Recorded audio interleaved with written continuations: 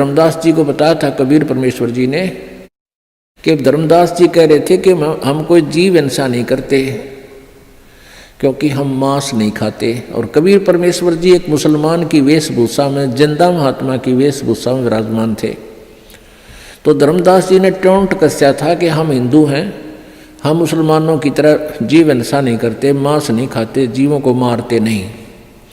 तो परमेश्वर ने कहा था वो तो अच्छी बात है कि आप जैसे गाय बैल बकरे जो टेन नहीं मारते, लेकिन और भी पाप बहुत होते हैं आपसे।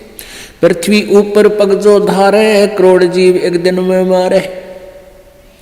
जो पृथ्वी पर आप कामवश जा रहे हो तो 1 करोड़ जीवों को डेली मार कर विश्राम लेते हो, अपने पेट के लिए, रोजगार के लिए जो उधर जाते हो।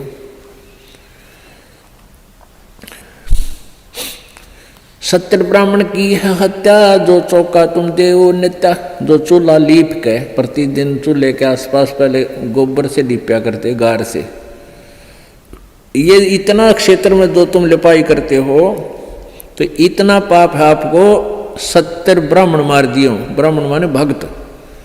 वैसे तो किसी भी जीव हिंसा कर दें, किसी मनुष्य की हत्या कर दें तो महापाप है, लेकिन भगत की हत्या करना और घोर पाप है।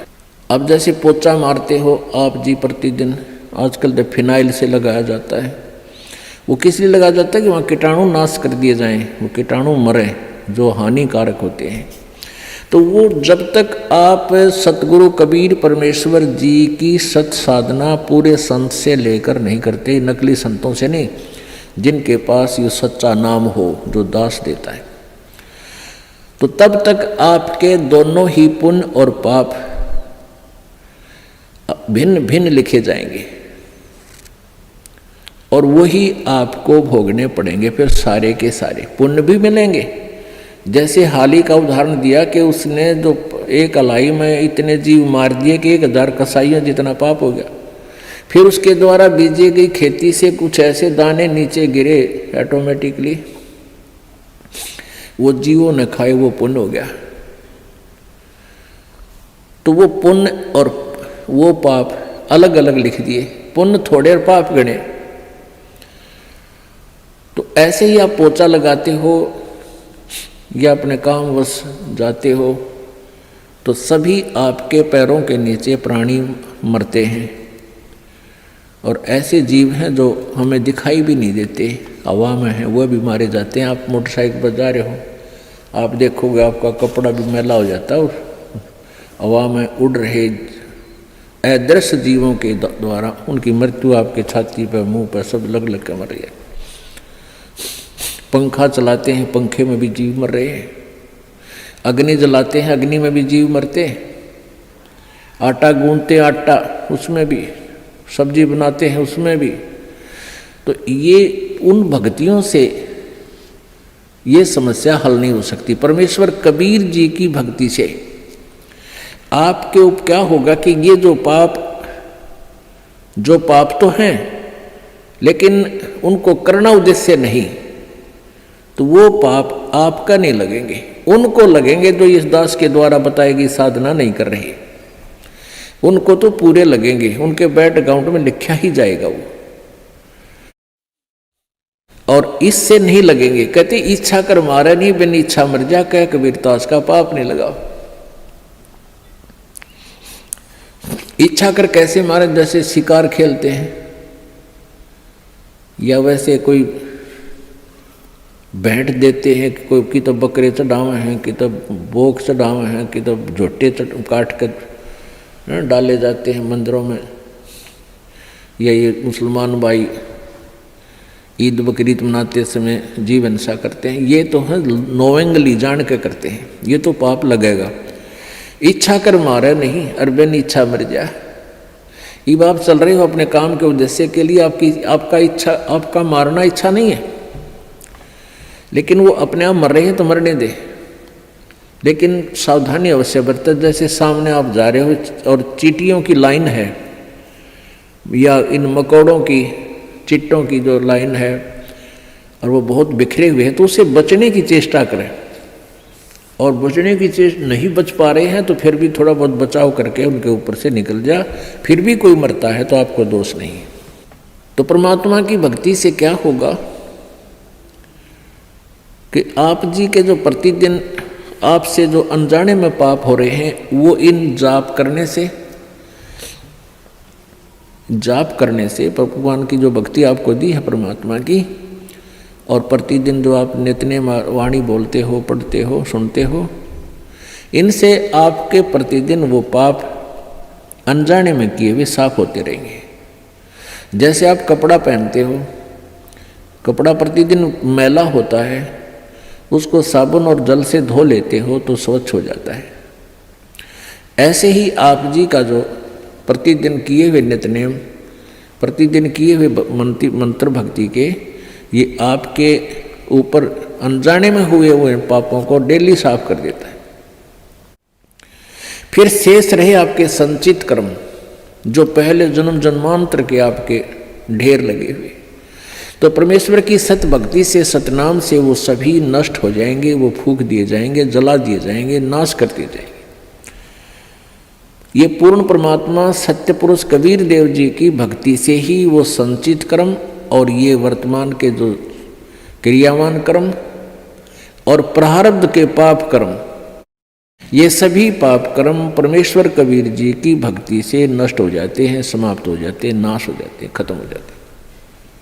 और किसी भी साधना से इनका कर्मों का नाश नहीं होता, दोनों ही भोगने पड़ते हैं।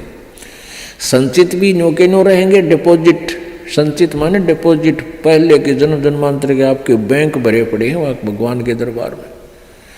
पापों का अकाउंट और पुण्यों का अलग अलग होता है। तो इस प्रकार हमने इस परमात्मा की सत्साधना से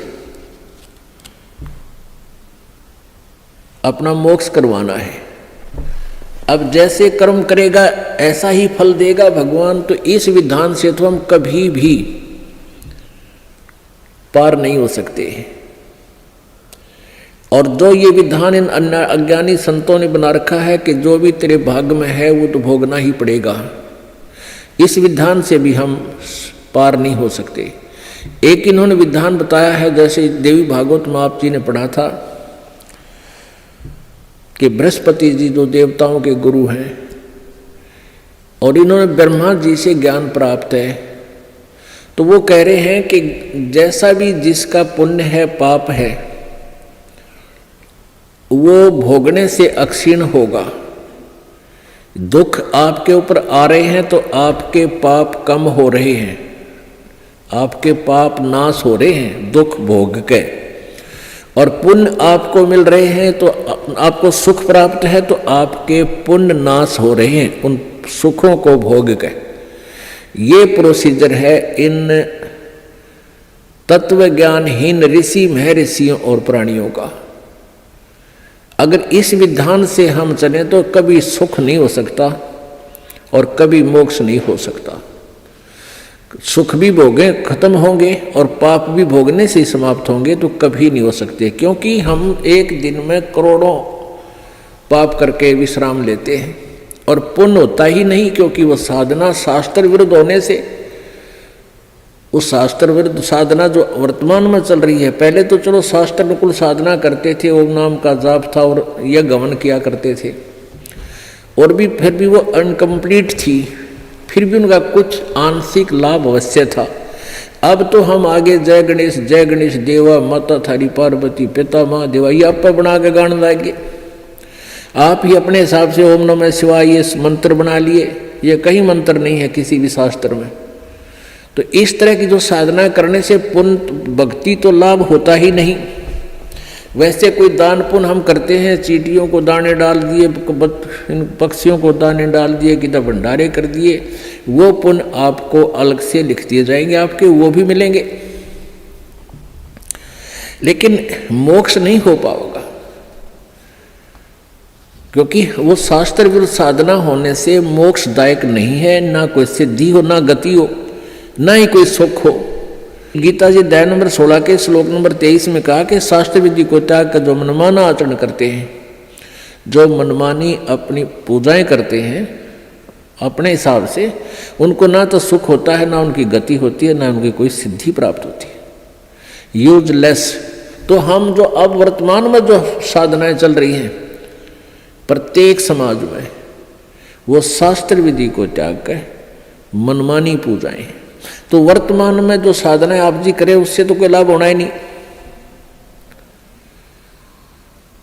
कि ना तो आपके पाप क्षीण हो और ना आपको भविष्य का कोई लाभ हो, और वो पाप न करे, और वो पाप आप डेली पता नहीं कितने इकट्ठे कर रहे हो, तो वो आपके डिपॉजिट कर्मों में लिखे जा रहे हैं, संचित कर्मों में। और परमात्मा की साधना, पूर्ण परमेश्वर की साधना से क्या होगा?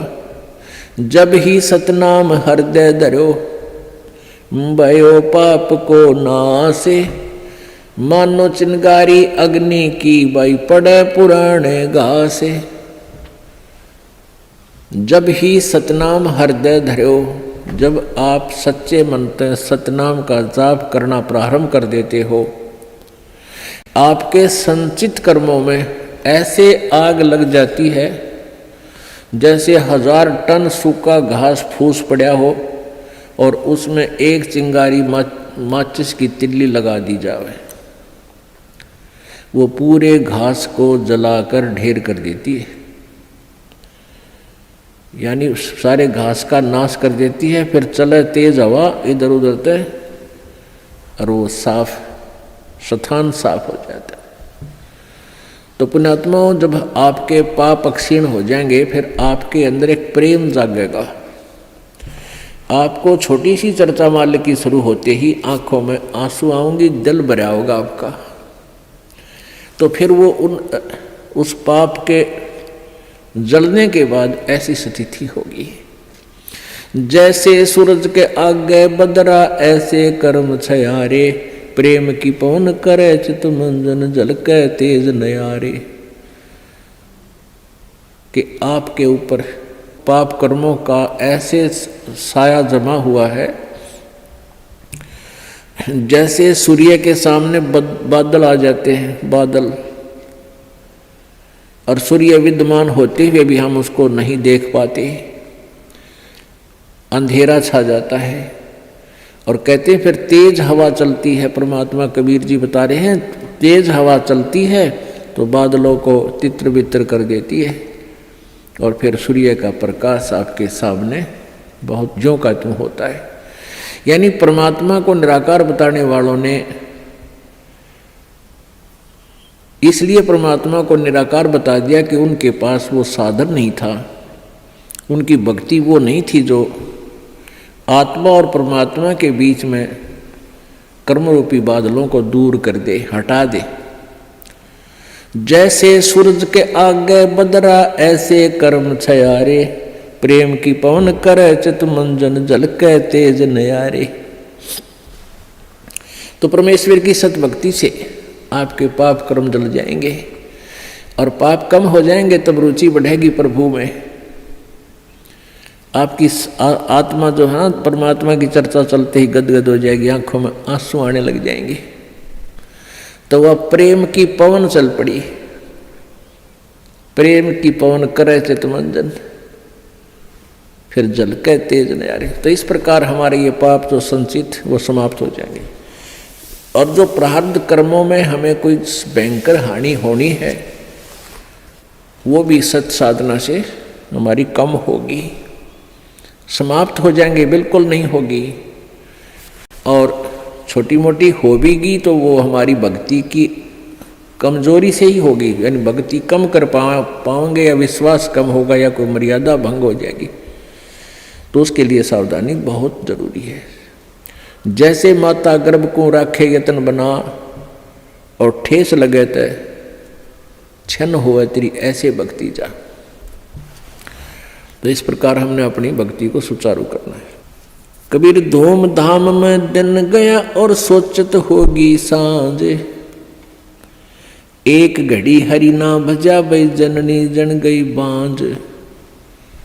अब क्या बताते हैं परमात्मा? अब पहले तो बताया कि 3 घंटे तो कम से कम भक्ति आपने करनी चाहिए, 3 घंटे में तो आपका काम बने जाएगा। अब यहाँ कह दे कि एक घड़ी भी 24 मिनट, एक घड़ी में 24 मिनट और कहते हैं 24 मिनट भी अगर तू भक्ति, सत नाम की, सच्चे नाम का जाप नहीं कर रहा नाम लेकर भी तू अपना जीवन सोच ले बर्बाद कर रहा है अपने आत्माओं। क्योंकि जब एक घड़ी शुरू हो गया तो अंदर के हमारे जो पाप खत्म होने लगेंगे और फिर रुचि इतनी बढ़ जाएगी, फिर घड़ी को नहीं याद रहे, फिर तो दिन रात सपने में भी मालिक याद आने लग जाती। यहाँ घड़ी इसलिए कहा है परमात्मा ने कि एक बार ये शुरू तो करे, एक घड़ी तो करे, 24 मिनट तो लाओ मालिक में, फिर देखना रुचि कितनी बढ़। जैसे कोई बीमार होता है और शुरुआत कर वो भोजन नहीं खा पाता, रोटी कड़वी लगती है, सेब संतरे किशमिश सब कड़वे लगते हैं, और फिर उसको ने वो कड़वी दवाई ही दी जाती है, जैसे कुनीन दी जाती है, वो ना चाहते फांके मारना शुरू कर देता है। तो जब वो दवाई शुरू करता है तो पहले दूसरे दिन एक आध गिलास रोटी का वो खाने लग जाए, रुचि बन जाती है, और कुछ दिनों के बाद फिर वह रुचि इतनी बढ़ जाती है सूखी रोटी पा जाए वो भी खा जाएगा, वो भी खा लेगा।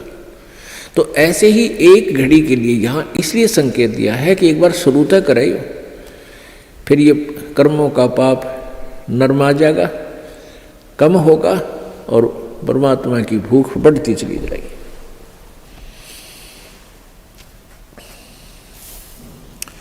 रात गवाई सोए करियो, दिवस गवाया खाए,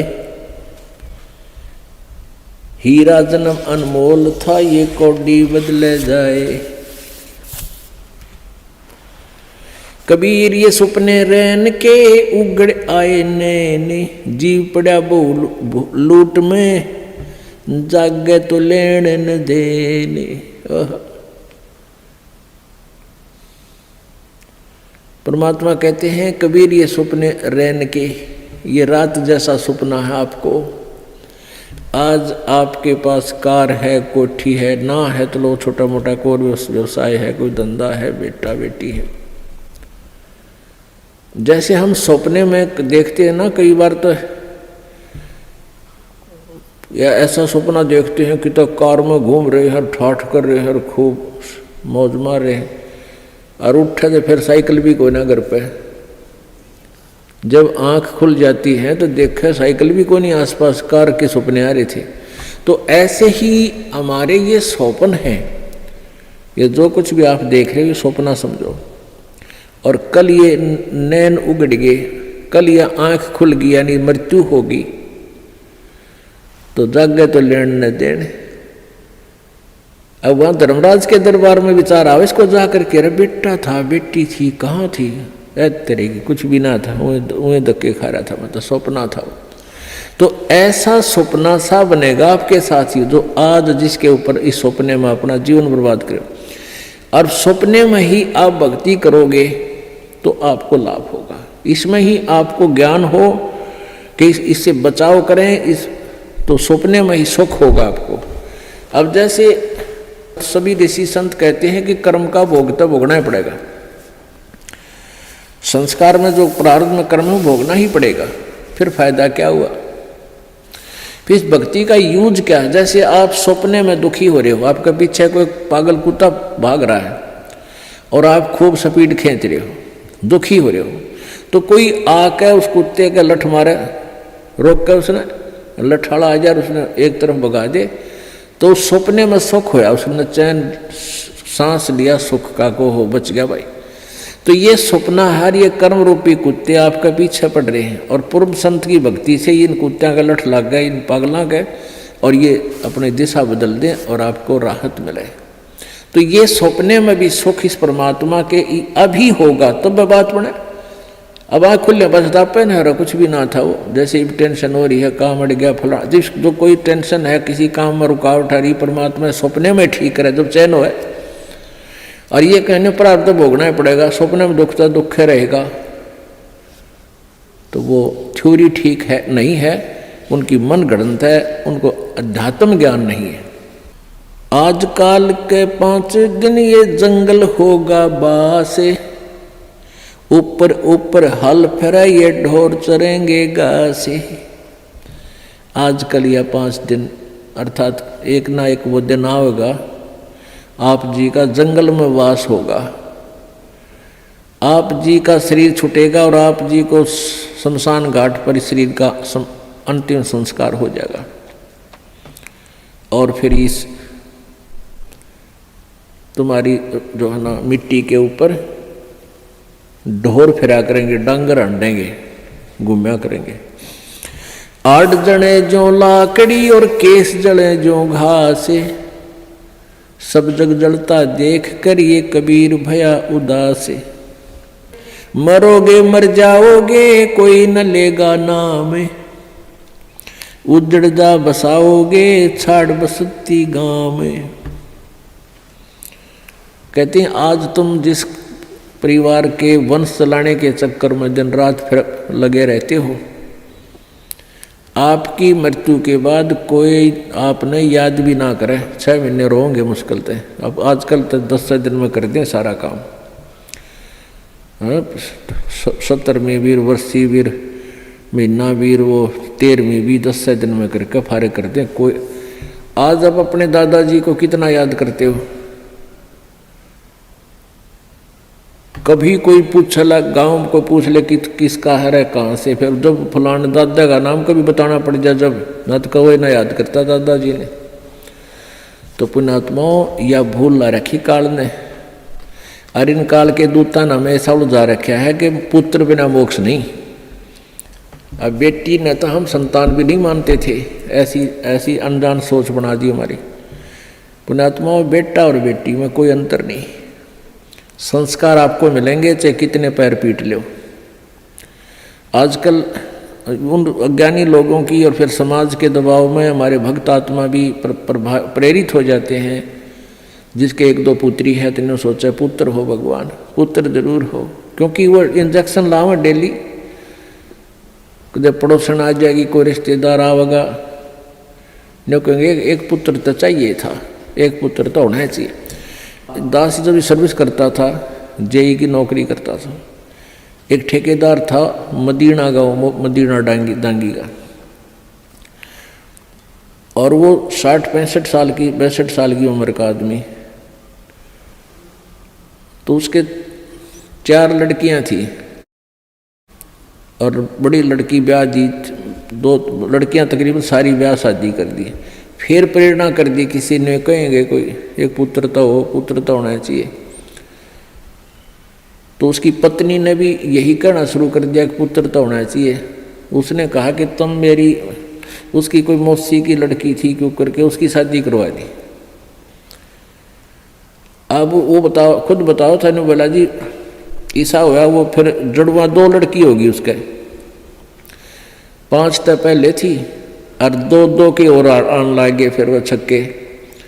मैंने तो ऑपरेशन करागा, पांडा छुटवाया उसका। तो परमात्मा कहते हैं या हमारी बॉडी 8 से, परमात्मा जो देगा वही होगा, और अगर आवश्यक होगा, अब आपके पास वो परमात्मा कबीर है, कबीर जी वो है, अगर आपके संस्कार में कोई सुयोग्य संतान होगी तो पुत्र भी दे देगा। ना तो आज वर्तमान के 80% पुत्रों से ये माता पिता दुखी हैं। पुत्री तो शादी कर दी हुई पराई, यहाँ रहती है तब आपका पूरा काम करे, कभी आज्ञा का अवहेलना नहीं करती लड़कियां, और पुत्र छोटा ऐसा लाग जा रहा, खोए अलान ना करूं क्यों, और बेटी कभी नहीं बेचारी मना करती। तो हमने इन अज्ञानी अनजान ऋषि संतों के अज्ञान के कारण हम इतना भेद बना बैठे थे एक आत्मा में, आत्मा वही बेटी और बेटे की। तो इस प्रकार हमारी इन नकली संतों ने हमारा समाज व्यवहार कति बिगाड़ दिया, हमारी सोच बदल रखी थी, जिस कारण से हम आधे से ज़्यादा तो 9 दुखी रहा करते थे। अब वर्तमान में आप देख रहे हो पुत्र, ये बुरी बात नहीं है पुत्र अब, लेकिन इस ज्ञान को प्राप्त करके आपका फिर पुत्र हो चाहे पुत्री आपको दुखी नहीं करेंगे, क्योंकि वो बचपन से इस ज्ञान में भगवान के रंग में रंग जाएंगे, और परमात्मा की शक्ति आपकी भक्ति से आपके साथ रहेगी। और मान ले कोई छोटा मोटा संस्कार में कोई निकम्मा बालक आ भी गया तो उसने मालिक ठीक करेंगे, सीधा करेंगे, उसको किसी प्रकार भी करें, चाहे आपको दुख नहीं होने देंगे। तो इसलिए परमात्मा की हम चाह में भटका करते थे कि वो सारे ही सुख दिया करता है। कबीर हाड जले लकड़ी जले, और जले जावण हारे, और देखण आड़े भी जड़े, अब किस तय करूं पुकार। अब परमात्मा कबीर जी कहते हैं कि जो किसी की मृत्यु होगी वो तो जले, और जो उसको जलाने जाएंगे एक दिन वह भी जलेंगे, और जो देख रहे हैं खड़े होकर के फलाना मर गया देखो उसकी चिता जले है, और वह भी जलेंगे एक दिन, उनको भी वहीं जाना है। पर वो बुद्धि इतनी काम ना करती, इतना दबाव है हमारे ऊपर, प्रेशर है, नशा है, हमने डर ना लगता कि हम भी वहीं जाना है, हमने भी एक दिन वहीं जाना है। वो दिन याद कौन रखते हम, और वो अब याद रहेगा। मौत बेसारी बावड़े तन अचरज किया कोने, तन माटी में मिलेगा जो आटे में लोने। एक भगत था, एक संत था, और वो संत पतला दुबला और ठीक सा था, और बाकी वो अपने जैसे किसी वस्तु को कोई चिंता हो जा तो उसके चेहरे की, उसकी फेस की आकृति कुछ अजीब सी रहती है। तो एक भक्त आता था उस संत के पास, बढ़िया फलों के दर्जन फल सेब संतरे लिया करता। तो वो देखा करता था कि महात्मा जी बहुत चिंतित से रहते हैं और बहुत ही ज़्यादा स्वस्थ नहीं है, सेहत अच्छी नहीं है। और दूसरे भक्त वहाँ दूध लाते थे तो वहाँ डेग सा बढ़ा रहा करता दूध का, फलों की टोकरी बड़ी रहती थी।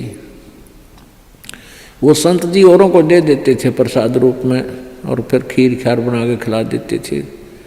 दूध आता था, चाय पानी दूध पी लेते थे, अपना थोड़ा बहुत जैसा पिया करते थे, बाकी भक्तों को पिला देते थे। तो वो एक धनी व्यक्ति जाता था, उनका सेवक, काफ़ी संतरे ले जाता, सेब ले जाता, अच्छे फल चढ़ा के आता, कुछ दक्षिणा दिया था। तो साधु से प्रश्न करता था कि महाराज जी आप कुछ चिंतित से रहते हो, क्या आप खाते पीते नहीं, आप पतले दुबले भी बहुत हो गए हो। महाराज जी कहने लगे भाई मैं खा लेता हूँ जैसा रुचि बनती है। तो दूसरे दिन फिर उसने पूछा, दूसरे तीसरे दिन कि महाराज जी क्या आपको कोई चिंता है, आप कुछ खाते पीते नहीं। आप संत जी कहने लगे भाई मुझे बहुत चिंता है, और इसलिए मेरे को कुछ खाया पिया ना जाता। तो उसने, उस धनी व्यक्ति ने सोचा भी साधु संतों की भी क्या चिंता हो है बता, हमारे कैसे गृहस्थियों ने तो 100 चिंताएं हों, पर संतों को क्या चिंता। उसने कहा महाराज जी आपको ऐसी कौन सी चिंता सता रही है। साधु ने कहा कि भाई मुझे मौत दिखाई देती है मेरी, मैं मरूंगा, इसलिए मैं मेरे पर ज़्यादा रुचि खान पीन में नहीं, मुझे चिंता बनी रहती है कि मेरी मृत्यु होगी। तो संत कहने लगे जी कब होगी आपकी मृत्यु। अब उस भक्त ने सोचा कि अभी निकट भविष्य में ही शरीर छोड़ते होंगे 2-4 दिन में। उस समय उस संत की 40-45 साल की आयु थी। उन्होंने बताया कि भाई अभी मेरी 40 वर्ष बाद मृत्यु होगी, 40 वर्ष के बाद, और आज मेरी 45 वर्ष की आयु हो चुकी है। तो वो धनी भगत कहने लगा हे महाराज जी यह भी कोई चिंता हुई, मरना तो सब ने है, मृत्यु तो सबकी होगी, और साधु संत भी ये चिंता करें, कमाल की बात है, खा पिया करो मौज करो, है ये तो सब ने मरना है क्या। अब प्रतिदिन आवे और यह बात कहे कि महाराज संत भी कदे मृत्यु तो डरा करें, ये तो सब ने मरना है, ये तो क्या बात है, खूब बड़े बड़े लेक्चर डाले। अब उस संत ने सोचा यो रोज दुखी करेगा, ला इसकी फड़क निकाल दूं। उसका मित्र था राजा, संत का, और संत ने उस राजा से, मित्र नहीं उसका सेवक था, राजा से कहा कि संत ने कि वो जो धनी व्यक्ति है एक सेठ, उसको फांसी की सूली की सज़ा सुना दे, फांसी की, लेकिन तोड़ना नहीं है, उसके लिए कोई समय निर्धारित कर दे, महीने 20 दिन का, और उसके लिए कोठड़ी में बंद करके उसने सारा सामान रख उसके पास, दूध भी फल भी खूब ठाठ रखा, से बढ़िया घी दूध चूरमे खिला उसने। अब राजा अपने गुरुदेव का आदेश पाते ही राजा ने वो बुला लिया और कहा भी तेरे को फांसी की सजा सुनाई जाती है, तूने किसी व्यक्ति का मर्डर कर रखा है। अब वो धनी सेठ के सोच रहा है बड़ी बुंडी बनी है, तुमने तो किसी मृत्यु का कोई हत्या करी नहीं, देख फांसी की सजा होगी। दिन रख दिया 20-25 दिन, महीना 1.5 महीना जो भी।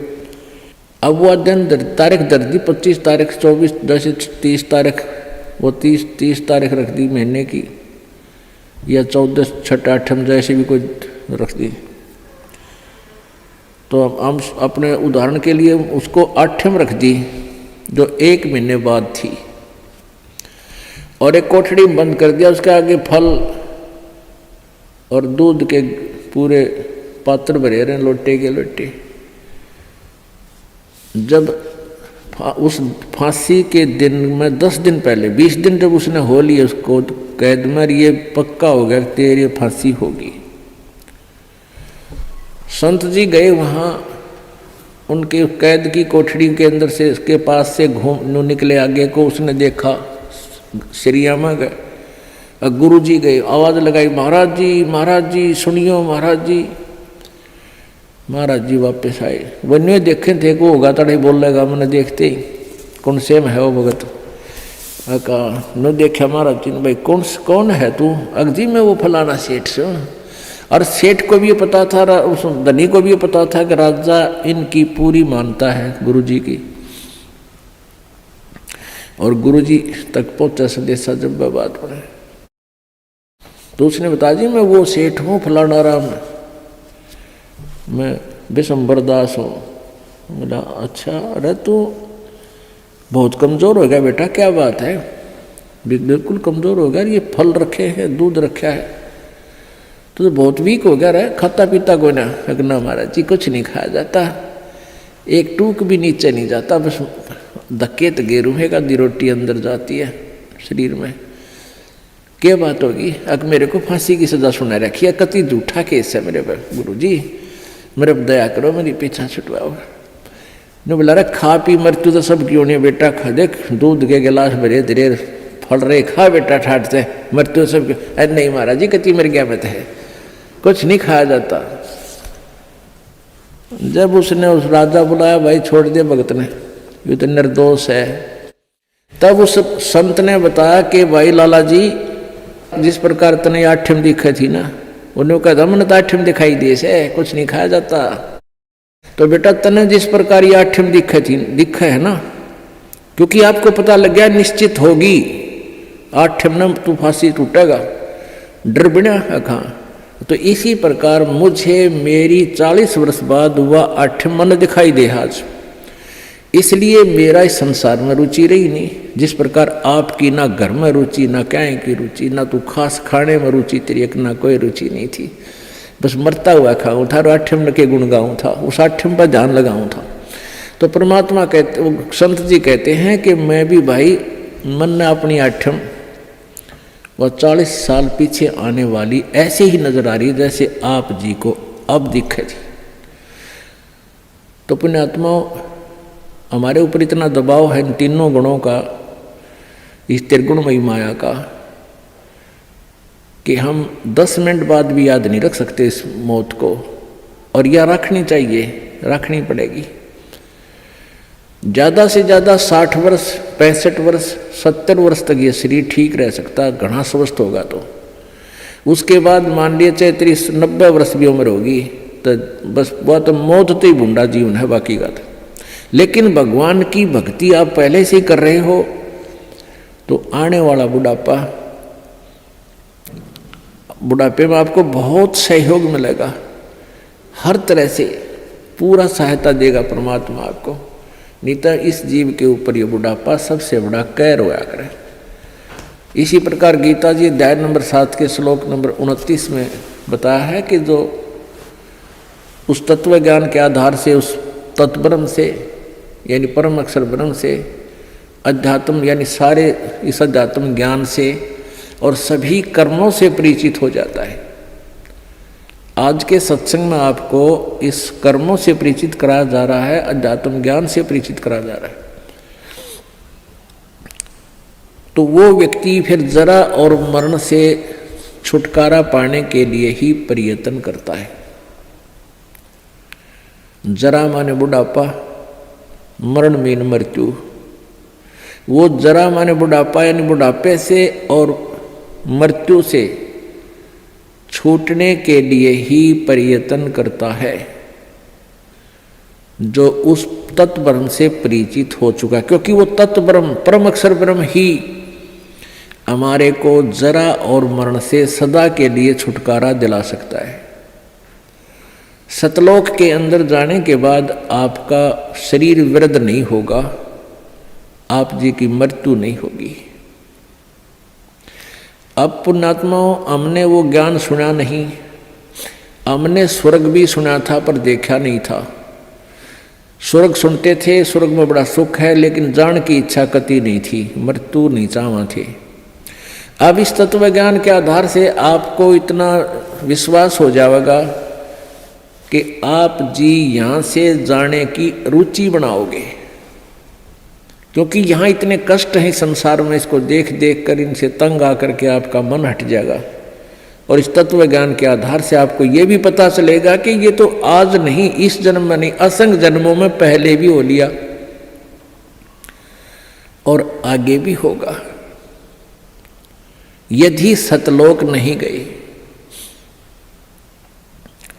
अब सतलोक में जाने के बाद आपकी पुनः जन्म नहीं होगा, वृद्ध अवस्था नहीं आएगी, बुढ़ापा नहीं होगा और मृत्यु नहीं हो। आज कोई भी प्राणी मृत्यु नहीं चाहता और सारे मरेंगे, 2 दिन आगे पीछे। समय आने पर सबकी मृत्यु होगी, मरना कोई नहीं चाहता। चाहे कोई 80 साल 90 वर्ष का बूढ़ा हो रहा है और चला जाता ना बैठा जाता है, कभी कड़ दुख है, कभी सिर दुख है, और फिर भी मृत्यु नहीं चाहता। ठीक है, ऊपर ले मन तो चाहे कह भी दे भगवान मन ठा ले, लेकिन जब ठंड का टाइम आओ ना, जब उल्टा हटता है कोई भी हटे, जिनको ज्ञान नहीं, भगत नहीं उल्टे हटते। एक बुढ़िया रोज न्यों कहा करती, हे भगवान मन ठा ले, मतलब दुखी होली इस परिवार तय, हे भगवान मन ठा ले। अब उसका पोता था बदमाश सा, उन्होंने सोचा बुढ़िया रोज न्यों का मन ठा ले, तो उसने न्यों सुन रखा था कि यमराज आते हैं, सर पर सींग होते हैं, उनकर हाथ में गदा होती है। तो उस लड़के ने 12-13 साल का था, उसने सर पर बड़ा साफा बांध दिया और उसमें सींग पो लिए 2 और हाथ में ले लिए गदा सी बना ली कपड़े की, जो करी नकली रामलीला रखा है ना हनुमान की। और पहले इसे टिमटिमाते ही दीवे होया करते, दीवा दिया ला, दीपक लगा दिया और बुढ़िया का हटा के मुँह पर तक कपड़ा ने बोला, बुढ़िया बोले होशियार, चल तुझे लेने आया। बुढ़िया ने देखा है तो सचमुच आएगा, ये यमदूत खड़ा है। ने बोला, अरे भाई मन ने क्या करेगी तो योर कुण बार, मन ने क्या करेगा बुढ़ी ने, योर कुतना कुण बारह किसी ले जा तू। अब न बोला ना तेरा नंबर है, बोला अरे भाई तेरा आगे दोनों हाथ जोड़ो, मन ना ले जाए वे। तो फिर उसने उतार दिया सारा साज बाज हटके हाथ धर दिया। तो इन्होंने बोला, दादी क्यों मगज खाया करती रोजाना, मैंने ठाले ये मरी क्यों ना तू। ने बोली, रे ढेड़ तने गढ़ दूँ, तू था तन डरा दी थी मैं। तो भाई बात ये है कि हम चाहे कोई भी कुछ कह रहे, हमने ठाले पर ठाण का टाइम आओ जब उल्टे हट रहे हैं। तो कहने का भाव ये है कि हम मृत्यु नहीं चाहते, मृत्यु होगी। अब यहाँ से तो आपने मरना पड़ेगा, सब कुछ त्यागना होगा, और ये मालूम नहीं कब त्यागना पड़ जाए। ये कोई ज़रूरी नहीं है कि हम वैसे अटकल से आगे बढ़ रहे हैं कि अभी हो सकता है 10 साल 20 साल हमारी मृत्यु ना हो। अब कोई 60 साल का ने सोचा 20 साल तो 80 साल तो जीवाएंगे। और क्या पता ये रोज दुनिया की मृत्यु होने लग रही, कोई 20 साल का, कोई 10 वर्ष का, कोई 50 वर्ष का, कोई 60 वर्ष का। तो ये अटकलबाजी हमें डबोरी है। हमने भगवान से डरना चाहिए और याद रखे उस मौत को, प्रथम परमात्मा को और सेकंड मौत को। फिर ना तो बुराई कर सकते, ना चोरी कर सकते, ना ठगी कर सकते, ना बदमाशी कर सकते, ना 2 नंबर का काम कर सकते, कि जाना दिखेगा आपने फिर। तो यहाँ तो से तो आपने जाना ही पड़ेगा। और यदि आपकी श्रद्धा सच्ची लो, उस सतलोक में जान की लगी, इस ज्ञान के आधार से आपकी आस्था या किसी परिवार जन में या किसी धन में नहीं रहनी चाहिए। जब आप यहाँ से चलन के योग्य होगे और ये रहकर आपकी परीक्षाएं भी होंगी, आपके ऊपर कोई ऐसी आपत्ति ऐसा आएगा सच में, फिर आप देखेंगे कि मेरी वृत्ति बेटे में है कि बेटी में, पोते में है कि या पोती में, कोठी में या कार में। आप जी ने अपने उस जाल को स्वयं काटने की चेष्टा करनी है कि तो जुल्म हो गया, मेरा तो बीच में आस्था है। और यहाँ आशा रही तो वापस जन्म होगा, जहाँ आशा ता बासा होई और मन कर्म वचन सुमरियो सोई। आपकी यहाँ किसी भी चीज में आशा रहेगी, आस्था रहेगी, तो वापस आप जी को आना पड़ेगा। इसी यहीं पर मनमाने यहाँ फिर बैल बनकर आ जा। और यहाँ आशा नहीं रही तो फिर हमने आशा कब ना रहेगी, ये ज्ञान आधार बनाओगे, भक्ति घनी करोगे, दान धर्म खूब करोगे, उस भक्ति की शक्ति से भी आपके कुछ बंधन ऑटोमेटिकली कट जाएंगे। इतना दबाव बनेगा उसका, आपके मन में वो आना नहीं देगा और परमात्मा कोई ऐसी व्यवस्था आपकी बना देगा। और जो भक्ति नहीं करते तो फिर हमने यहाँ से तो जाना ही जाना है, भक्ति कर रहे हैं जो, उनके मन में ये आ जाना चाहिए कि फिर जन्म होगा तो फिर यह दुर्गति शुरू। मनुष्य जन्म भी हो गया तो मनुष्य जीवन में क्या सुख पाया अपना। आज हम 60 साल के हो गए, हमें पता है क्या मिला इस जीवन में और क्या हमारा था और क्या पराया था। तो इस ज्ञान के आधार से निर्णय हो जाएगा कि अगर फिर जन्म हो गया, फिर वो प्रोसीजर, बेटा ना हुए तो दुखी हो गए तो महा दुखी, क्योंकि फिर उनके पालन में पोषण में कोई बेका देगी मृत्यु हो जाए काल, तो फिर रोज जाना करे काम, तो रो रो कर टक्कर मारेंगे, वह दुर्गति न्यारी। तो इन सब बातों को ध्यान रख के तो सच्ची श्रद्धा बना ले कि तो मरना पड़ेगा, पर इसी जगह चला फिर मरना ना पड़े, यहां से तो जाना पड़ेगा। तो इसलिए ये तो अपना है ही नहीं, चाहे बेटा है चाहे बेटी है, मोह है या ना है। तो अपने परिवार में आप जी ने ऐसे रहना पड़ेगा जैसे एक गाड़ी, रेलगाड़ी का कंपार्टमेंट होता है और उसमें आप सफर कर रहे हो, जिसका जहां स्टेशन आ जाएगा ऑटोमेटिकली उतर जाएगा। किसी का 2 घंटे का है, किसी का 10 घंटे का सफर है, किसी का 24 घंटे का है वो। तो ऐसे ही आप जी इसको ऐसा समझ कर रहोगे जैसे रेस्टोरेंट होते हैं, होटल में जाकर डट गए तो वहाँ सारी सुविधाएं होते हुए भी आपको पता है कि ये मेरी नहीं है, उनका प्रयोग भी करना है। उनमें मेज कुर्सी पलंग टीवी वहाँ पर है, उनका पंखा कूलर एसी फ्रिज उनका प्रयोग भी करना है, लेकिन अंडरस्टूड होता है कि मेरी को ना, ये तो धनी की है। तो ऐसे ही ये सारा रेस्टोरेंट, ये होटल, ये काल का है और हमने किराए पर अपनी पूंजी जमा करा का यहाँ, तो ये कुछ समय का रहने का यहाँ पर मिला हुआ है और ये व्यवस्था बता दी, इस खेती में बना रखा, ये मजदूरी कर, ये ऐसे खा ले, ये यहाँ छोड़ रखा है। लेकिन ये अपनी नहीं, हम यहाँ होटल में कुछ दिनों के लिए सटे करे हुए। यदि ऐसी आस्था आपकी बन जाएगी तो फिर कोई पल्ला नहीं पकड़ेगा आपका, कोई बाधा नहीं बनेगी। अन्यथा जो भक्ति नहीं करते हैं उनकी कैसी वृत्ति होती है। अब जैसे कोई पिछले जन्म में भी कोई भक्त भक्ति करता था और वो पार ना होया, आप जी हो, परमात्मा चाहते हैं कि तुम सभी पार हो जाओ, बहुत अच्छी बात है, क्योंकि पार होने के लिए तो ये सारा खेल हो रहा है आपको पार करने के लिए। अब विद्यालय में बच्चे फेल भी होते हैं और पास भी अधिकतर ही होते हैं, और कुछ एक फेल भी हो जाते हैं, तो वो फेल हुए हुए गणे दुखी होया करें। तो ऐसे ही एक व्यक्ति किसी जन्म में कोई प्राणी कोई आत्मा परमात्मा से विमुख हो गया, भक्ति ना करी छोड़ गया, तो उनको फिर लेता है भगवान शरण में। एक किसान के घर जन्म हो गया उस पुण्यात्मा का। अब कहते हैं जो जन मेरी शरण में एक बार आ गया, परमात्मा कहते हैं हमारी शरण में एक बार कोई प्राणी आ गया तो फिर उसको जब तक वो पार नहीं हो लेगा उसके पीछा हम छोड़ना को नहीं। जो जन हमारी शरण है ताका हूं मैं दास, और गेल गेल ला गया फिर जब लग धरती आकाश। तो उसी विधान से परमात्मा उस किसान के पास गए और किसान से कहा कि भाई, किसान पहले बैठे, राम रमी हुई, क्योंकि पिछले संस्कारी जो भक्त होते हैं वो कहीं भी जन्म ले लो उनमें वो भाव श्रद्धा बनी रहती है। आओ महाराज जी बैठो जी, बड़ी आसन दे दिया, आप नीचे बैठ गया भगत की तरह। तो महाराज जी तो फिर महाराज जी होते हैं, अपने भक्ति का ज्ञान सुनाते हैं, परमात्मा की चर्चा शुरू कर दी। तो वो किसान कहने लगा कहाँ जी भक्ति तो मैं करता हूँ, क्या भक्ति तो मंदिर में जाता हूँ, शिव जी की पूजा करता हूँ। फिर सारी बात बताई, भाई यह भक्ति ठीक नहीं, भक्ति की विधि ये है जो आपके शास्त्रों में लिखी हुई है, कैसी करो। अच्छा जी ठीक सत है, भक्ति भी कराएंगे।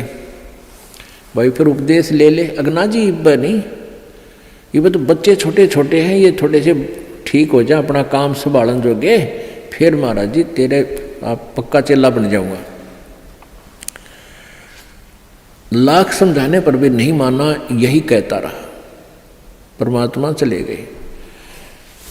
कुछ दिनों के बाद फिर गए, देखा क्या किसान के 2 लड़के थे, उन लड़कों के भी बच्चे हो रहे, उन खिलाने लग रहा खूब प्यार से, सीने से लटा रखे पोते। परमात्मा फिर गए, किसान भाई भगत जी देवता तेरे बच्चे भी समझदार हो गए हैं और खेत का काम संभाल लिया, तू आजा भक्ति कर ले, नाम ले ले। ने बोला महाराज जी देख छोटे छोटे पोते हैं, बच्चे खेत में जहाँ हैं काम कर रहे हैं, और मैं इनको बाद में संभाल रहा हूँ, अब मुझे फुर्सत नहीं है, थोड़े ही बच्चे पोते बड़े हो जाए थोड़े से, फिर मैं भक्ति करूँगा। बहुत कहने पर भी नहीं बोला ना बाबा जी दुखी ना करे मैंने, क्यों पोते घने प्यारे लग गया करे। यह काल का एक भयंकर जाल आगे और बढ़ा देता है उसके ऊपर। अब बेटे तो उल्टे बोल रहे, कोई धमका दे कोई खुड़का दे, और वो पोते बोल रहा करे प्यारे प्यारे, तो वो घने प्रिय लगते हैं। न बोले बाबा जी तू तो सब ऐसा ही, तेरे तो कोई लाग नहीं, कोई संतान नहीं, तेने क्या पता संसार के उसका है, कह दिया भक्ति कर ले, भक्ति नहीं होया करे, पोते बड़े हो लेंगे फिर बात करूँगा तेरे से, फिर जरूर नाम ले लूँगा, पक्की बात हो रही। नो टाल टूल दिया। अब 4 साल के बाद फिर आए परमात्मा संत जी रूप में। तो घर आके पूछा कि भाई तुम्हारा वो कहाँ गए तुम्हारे पिताजी दादाजी। वो पता चला कि वो तो मर गए, 4 साल हो गए, मृत्यु होगी। मालिक को तो पता था, क्या था कि खेत में उन्हें का बैल बन गया, आके बैल बन गया, बैल की जूनी प्राप्त की, और खेतों में उसका बेटा उसको हल में जोत रहा। अब परमेश्वर वहां पहुंचे, वो लड़का भी जाने था, महात्मा कई बार आया करते, रोक दिया, कहा महाराज जी कैसे आना हुआ कि भाई डट जा तेरे बाबू, तो 2 बात बतलाऊंगा। उस बैल के कान में निकट सी जाकर कहने लगा, रे भगत अब तो आजा मेरी शरण में, तेरा शरीर छुटवा दूं बैल का, और नाम दे तेरे को मनुष्य जीवन दे दूंगा, और तू चाल देख ये दुखी हो रहा, तेरा लठ लग गया, तेरा बेटा लठ मारे हैं, और तेरी के दुर्गति हो रही, तो क्या कहे है वो बैल। न्यों कहा बाबा जी तू बोल रहा मत, अब मैं यहाँ से मर जाऊंगा, दूसरा बैल आ गया, वो थोड़ा काम करेगा, मेरे बेटा ने टोटा हो जाएगा, वो तेरा गजब हुई हो। परमात्मा बोले अच्छा भाई कोई बात ना, ले धन बना तो बेटा गए। अब कुछ दिन के बाद वो बैल भी मर गया, मृत्यु के बाद वो सांप बन गया। अब सांप को एक याद होता है उसने कहीं धन गाड़ रखा, पहले जमीन में दबाया करते चोरों के डर से, धन जेवर दाब दिए, पैसे चांदी के हुआ करते सिक्के, वो लको दिए, छुपा दिए। तो सर्प बनकर वो वहीं घूम रहा है। अब वो पुत्र वधुओं ने देख लिया, शोर मचाया, सांप सांप, उन बेटिया ने मारा लठ उसका, वो मोरी में गए निकल गया, पर एक दो लाठी अच्छी लगी उसके, कंडे में हो गया बीच तक। वो सहज सहज धीरे धीरे सरक कर बोझड़ों में, झाड़ बोझड़ा में पड़ा। जब परमात्मा गए, कहाँ सुना भगत जी अब आओगा मेरी शरण में, न्यू बोला जी जान बचा दो मेरी और अपनी शरण में ले लो। मैंने देख लिया कोई नहीं किसी का। परमात्मा बोले सांकड़ी तोड़वा का आया तू मेरी शरण में, आया था पर ये हड्डी तोड़वा के, पसड़ी तोड़वा के, जब आई तरह समझ में कोई नहीं किसी का। और हम रोज रोन लाग रहे कोई किसी का, कोई ना अपनी भक्ति करो। कहते हैं एक लेवा एक देवा दूतम, कोई किसी का पिता नहीं पुतम, ऋण संबंध जुड़ा एक ठाठा, अंश में सब 12 बाटा। तो परमात्मा इतने दयालु हैं, फिर उसको शरण में लिया, दोबारा मानव जन्म दिया। आगे देखो वो सूत में होगा कि ना, फिर वह बीमारी शुरू कर ले मन माने। तो ऐसे दयालु है परमात्मा, पुण्यात्माओं। ये मनुष्य जीवन बार बार नहीं मिलता और ये ज्ञान नहीं मिलता। आपके ना जाने कौन से जन्म के पुण्य, बिना गिनती के असंख्य पुण्य आपके साथ हैं। और विशेष कृपा परमेश्वर कबीर जी के आपके ऊपर है, जो आप यहाँ पहुँच रहे हैं और ये ज्ञान आप तक पहुँच रहा है उन पुण्यात्माओं के न्यारे कर्म है इस दुनिया में। और परमात्मा कहते हैं समझा है तो सर दर पाओ, बहुर नहीं रे ऐसा दाव। बोल सतगुरुदेव। परम पिता परमात्मा पूर्ण ब्रह्म, सारी सृष्टि के रचनहार, कुल मालिक कबीर देव, कबीर साहेब, कबीर परमेश्वर जी की असीम कृपा से ये सत्य संदेश हम सभी तक पहुंचा। असंख्य जन्म हो गए हमने इस काल के जाल में, इस भ्रमित ज्ञान के आधार से साधना करते हुए और जन्मते और मरते हुए। हमने इस अज्ञान आधार से ये मान लिया था कि जन्म और मृत्यु ये अटल विधान है और ये सदा बना रहेगा। इन तत्वज्ञानहीन ऋषियों, महर्षियों, गुरुओं, मंडलेश्वरों ने यही बता रखा था कि जन्म और मृत्यु सदा बनी रहेगी,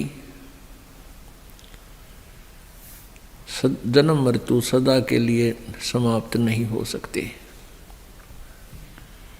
पुण्यात्माओं, परमेश्वर ने स्वयं आकर के हमें बताया कि जो साधनाएं आप करते हो वो पूर्ण मोक्षदायक नहीं है।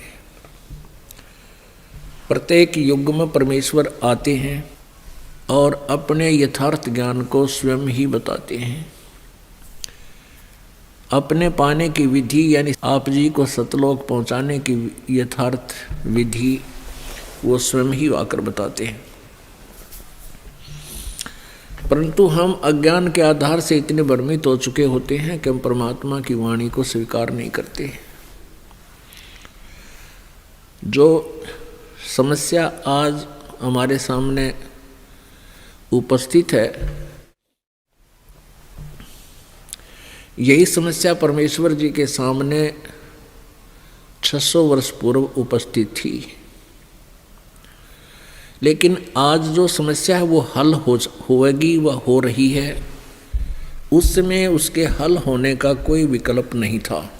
जब परमेश्वर 600 वर्ष पूर्व बनारस में, काशी शहर में एक शिशु रूप धारण करके प्रकट हुए थे, एक लहर तारा नामक तालाब में विकसित कमल के फूल पर वो परमात्मा सशरीर आए थे। और जब वो 5 वर्ष के हो गए थे प्रभु, उसी समय से ये ज्ञान, यथार्थ ज्ञान प्रचार करने लग गए थे। और बड़े बड़े धुरंधर विद्वान माने जाने वाले ऋषि महर्षियों को परमात्मा के प्रश्न का कोई उत्तर नहीं था, जिस कारण से वो अज्ञानी ऋषि महर्षि परमात्मा कबीर देव जी को ये कहकर के अवॉइड कर देते थे कि ये तो अनपढ़ है, अशिक्षित है, अक्षर ज्ञान नहीं है, निरक्षर है, निरक्षर है ये।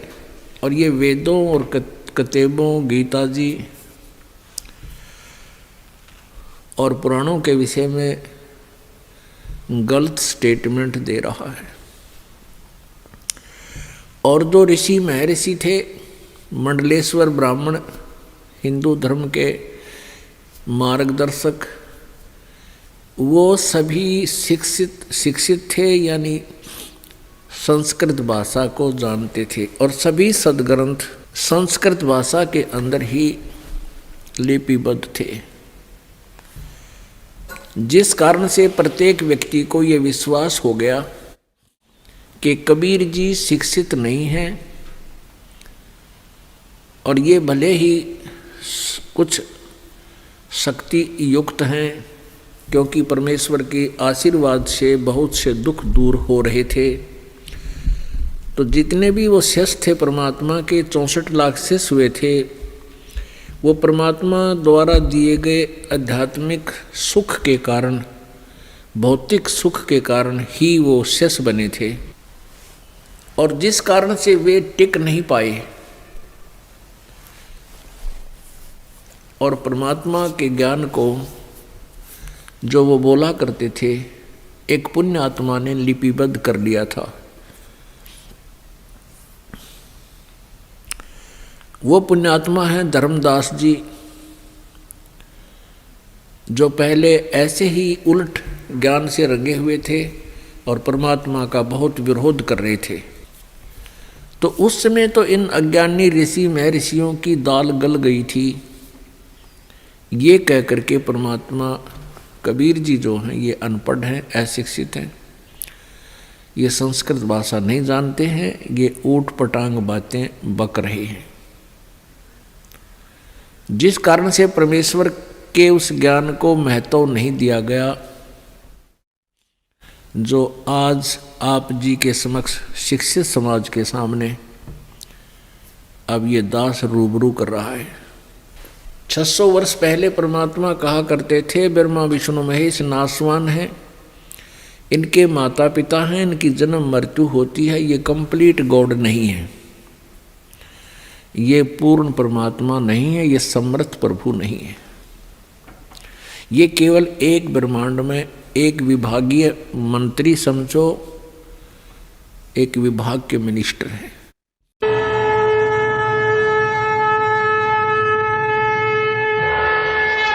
आइए अब हम उन श्रद्धालुओं के अनुभव जानते हैं जो जगत गुरु तत्वदर्शी संत रामपाल जी महाराज जी से दीक्षा प्राप्त कर चुके हैं तथा उनके द्वारा बताए गए भक्ति मार्ग पर चल रहे हैं। डॉक्टर ने बोला इस बच्चे की सर्जरी होगी, अगर आपने जल्दी इसकी सर्जरी ना करवाई तो इसका किसी भी टाइम कैंसर बन सकता है। मेरे परमात्मा रातों रात मेरे बच्चे का ऑपरेशन कर चुके थे। अगर आपको इस बारे में कोई शंका हो तो मैं अपने बच्चे की टेस्ट रिपोर्ट साथ में लाई।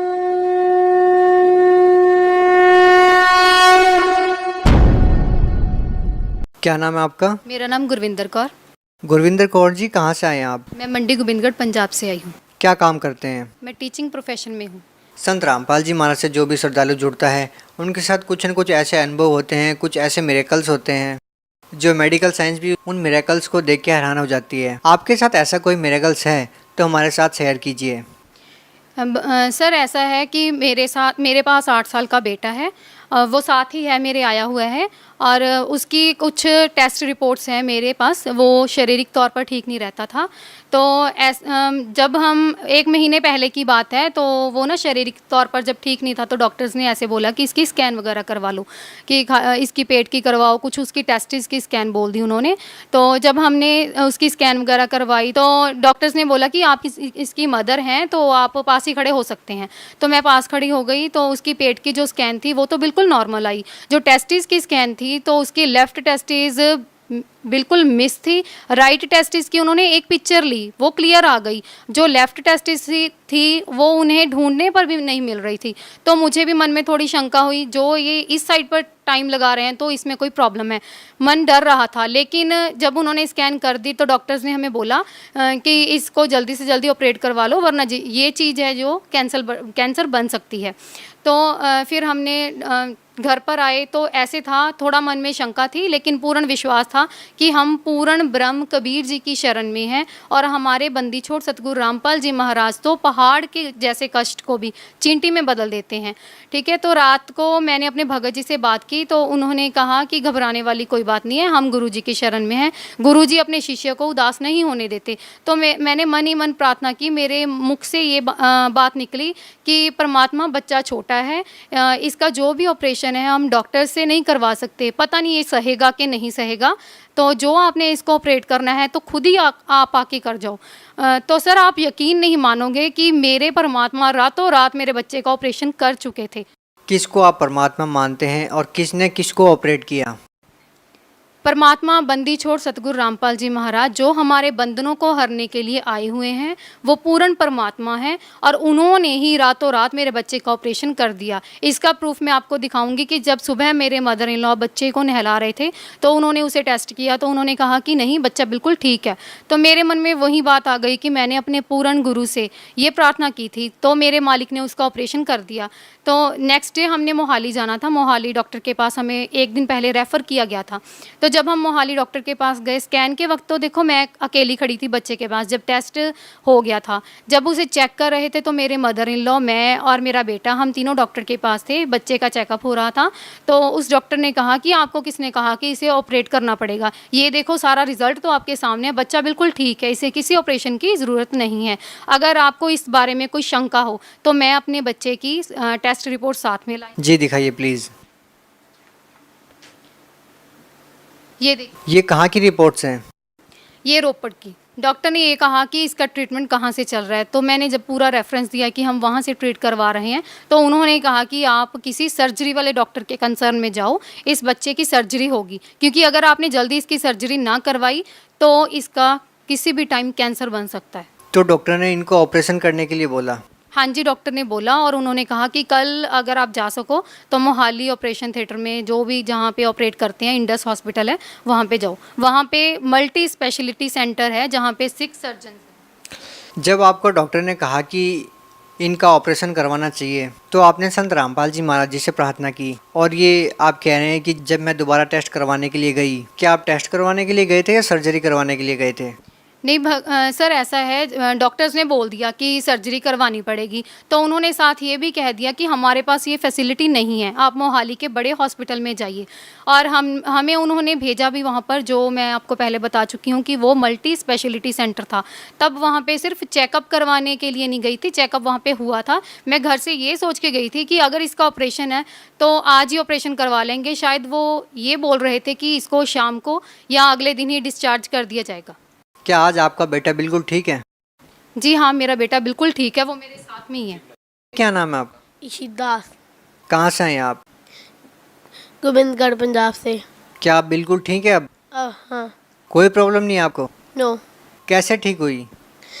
ये मेरे गुरुजी ने मुझे ठीक किया है। क्या नाम है आपके गुरुजी का? बंदी छोड़ सतगुरु रामपाल जी महाराज। यहाँ पे हमें पता चला है कि संत रामपाल जी महाराज जी से जेल के अंदर बहुत सारे कैदियों ने नाम दीक्षा ली है, उनके द्वारा बताए गए भक्ति विधि के अनुसार वो भक्ति कर रहे हैं और बाहर भी लाखों की तादाद में प्रतिदिन संत रामपाल जी महाराज से श्रद्धालु जुड़ रहे हैं। इस बारे में आप क्या कहना चाहेंगे? क्योंकि देखो सत्य को कोई भी छुपा नहीं सकता, हमारे परमात्मा वेदों और गीता जी द्वारा भक्ति विधि बताते हैं और उस सच्ची भक्ति को लेने के लिए ये तो देखो आजकल एजुकेटेड समाज है, पढ़ा लिखा है, किसी की ये धूम भाट के गीत तो है नहीं, क्योंकि सारे पढ़े लिखे हैं, सारे वेदों के ज्ञाता हैं। ज्ञान गंगा पुस्तक ही देख लीजिए, उसमें गुरुजी ने सारांश निकाला हुआ है। और सारे जो आम समाज पब्लिक है, बाहर जो नामदान ले रहे हैं या अंदर ले रहे हैं, वो गुरुजी से ज्ञान प्राप्त करके टीवी के माध्यम से, ज्ञान गंगा पुस्तक के माध्यम से ही पूरी विधि समझकर, नियमों को समझकर गुरुजी के ज्ञान को से प्रभावित होकर गुरुजी से नाम दीक्षा ले रहा है। दूसरा मानसिक लाभ, मैं अपने जो पहले भक्ति करती थी उससे मेरा मन काबू नहीं रहता था, मन को कुछ ना कुछ भटक लगी रहती थी और गुस्सा बहुत ज़्यादा आता था, मन पे कंट्रोल नहीं रहता था। और तीसरा आर्थिक लाभ वो ये है कि हमारे घर में पहले चाहे अर्निंग के साधन थे चाहे नहीं थे, लेकिन हम फिर भी एवरेज पीपल्स में आते हैं। और पहले तो बिल्कुल भी कोई पैसा जुड़ना तो क्या दिखाई भी नहीं देता था कि ये खर्चा हम कहाँ से करें, लेकिन गुरुजी की शरण में आने के बाद पैसा दिख तो रहा है, लेकिन ये नहीं पता चल रहा कि कौन सा, चाहे कोई बड़ा खर्चा है चाहे कोई छोटा खर्चा है, गुरुजी कब आके हमारा वो खर्चा पूरा कर जाते हैं, ये बंदी छोड़ सतगुरु परमात्मा ही जानते हैं। सच साहिब सभी भक्तों को, जो भगत मेरे चैनल में पहली बार आए हों तो चैनल को सब्सक्राइब और वीडियो को लाइक ज़रूर करें। सच साहिब।